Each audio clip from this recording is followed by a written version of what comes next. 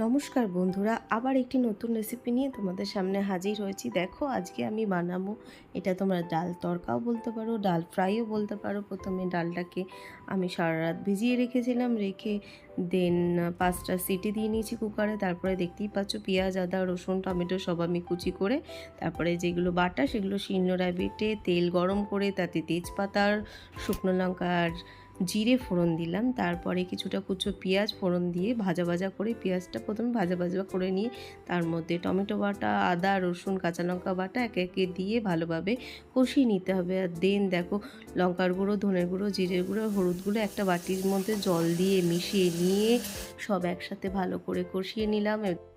কষিয়ে নিয়ে মশলাটার থেকে তেল ভালোভাবে ছেড়ে আসলে তারপরে সিদ্ধ করে রাখা ডালটা আমরা ঢেলে দেবো। তারপরে কিছুক্ষণ নাড়িয়ে চাড়িয়ে ভালো করে মিশিয়ে ফুটিয়ে নেব। আর লাস্টলি এটার মধ্যে যে ভাজা গুঁড়ো মশলা আর কাসুরি মেথিটা দেওয়া থাকে সেটা মিশিয়ে ভালোভাবে ফুটিয়ে নেব।